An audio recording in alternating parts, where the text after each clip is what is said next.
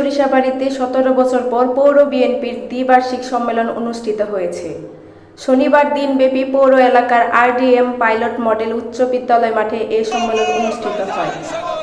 পৌর বিএনপি সভাপতি উপাধ্যক্ষ মোহাম্মদ আব্দুল বারেকের সভাপতিত্বে উদ্বোধক হিসেবে বক্তব্য রাখেন জামালপুর জেলা বিএনপির সভাপতি ফরিদুল কবির তালুকদার শামীম। প্রধান অতিথি হিসেবে বক্তব্য রাখেন বিএনপির জাতীয় নির্বাহী কমিটির সহ সাংগঠনিক সম্পাদক ও জেলা বিএনপির সাধারণ সম্পাদক শাহ মোহাম্মদ ওয়ারেস আলী মামুন।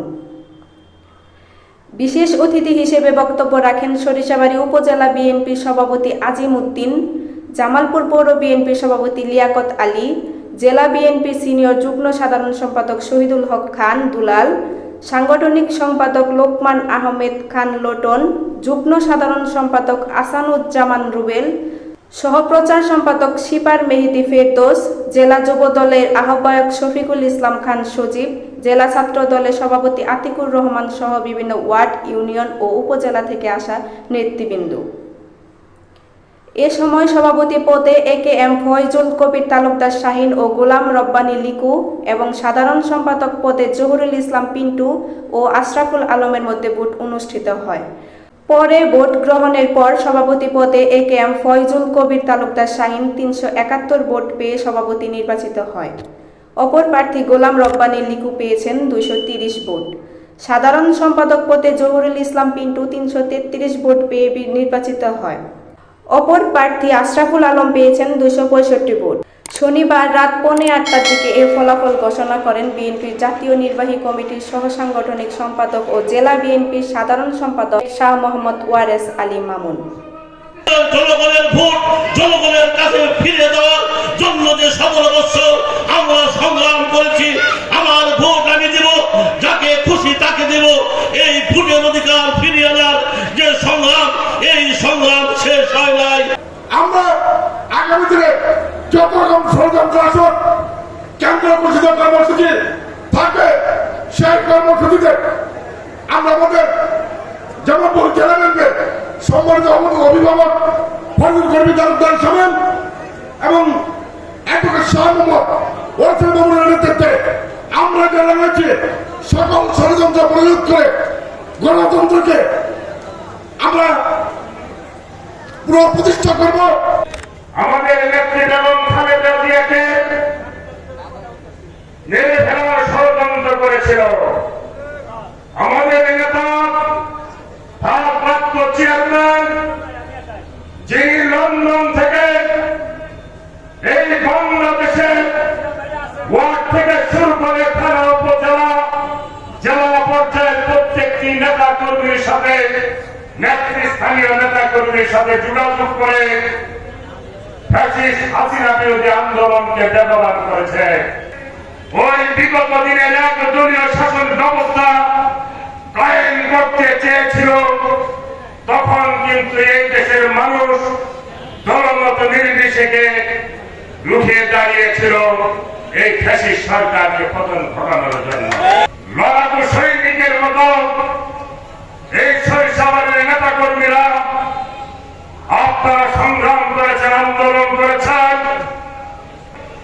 বিএনপির বিরুদ্ধে যতই ষড়যন্ত্র করুক, বিএনপির প্রতিটা মানুষ এই ষড়যন্ত্রকে রুখে দিয়ে আগামী দিনের জনগণের যে প্রত্যাশা, ভোটের অধিকার নিশ্চিত, গণতন্ত্র প্রতিষ্ঠা, দুর্নীতিমুক্ত বাংলাদেশ, সন্ত্রাস মুক্ত বাংলাদেশ, বৈষম্যহীন বাংলাদেশ গড়তে আমাদের যা যা করণীয় আমরা ইনশাআল্লাহ পিছপা হব না। হ্যাঁ, যারা বিএনপি বিদ্রোহ করেন আমরা জানি তাদের অবস্থান কি, তারাও জানে যে সুষ্ঠু নির্বাচন হলে তাদের 5-10টি আসন পাওয়ার সম্ভাবনাও নাই।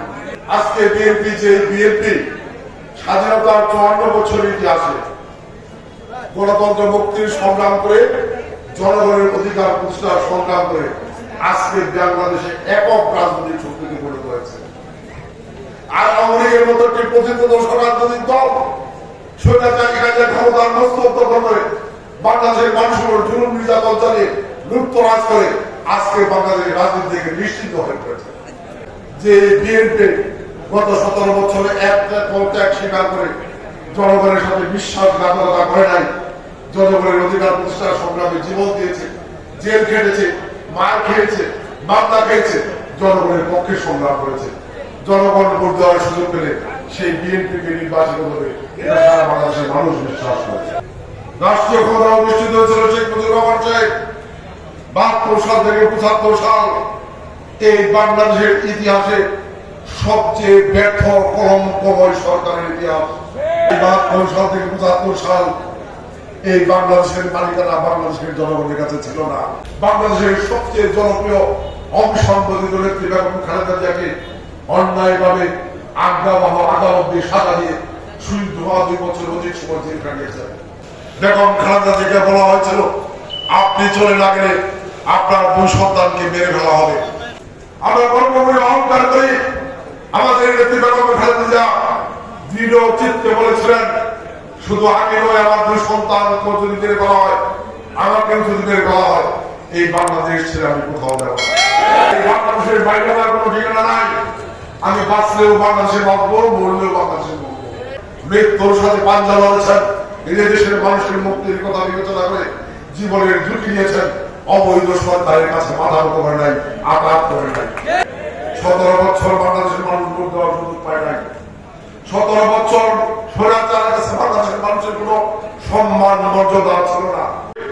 বিএনপি নেতা কর্মীদের থেকে বিনিময়ে যে বাংলাদেশ আমরা পেয়েছি, এই বাংলাদেশ আমরা হারাতে দেব না। দীর্ঘ 17 বছর সংগ্রাম করেছি জনগণের ভোটের অধিকার প্রতিষ্ঠার জন্য। আজকে সারা বাংলাদেশের মানুষ অধীর আগ্রহ হয়ে উন্মুখ হয়ে আছে একটি ভোট দেওয়ার জন্য। আমরা চাই বর্তমান সেই দায়িত্বশীল সরকার যারা দায়িত্ব নিয়েছেন, যারা জাতির কাছে অঙ্গীকার করেছেন, একটি অবাধ সুষ্ঠু নির্বাচনের মধ্য দিয়ে জনগণের ভোটে নির্বাচিত সরকার প্রতিষ্ঠা করা ছাড়া বিকল্প কোনো পথ নাই। কোন ষড়যন্ত্র এই বাংলাদেশে বাস্তবায়ন হওয়ার সুযোগ দেওয়া হয় না। নির্ধারিত সময়ের মধ্যেই জাতীয় সংসদ নির্বাচন অনুষ্ঠান করতে হবে। যারা আমাদের বিরোধী অবস্থানে রয়েছে তারাও কোথায় কোথায় বলেন যে বিএনপি ক্ষমতায় যাওয়ার জন্য নির্বাচন চায়। আমরা দৃঢ় চিত্তে বলতে চাই আমরা সেই বিএনপি করি যে বিএনপি নির্বাচনের মধ্য দিয়ে জনগণের নির্বাচিত হয়ে ক্ষমতায় যেতে চায়, ক্ষমতায় যেতে চায়।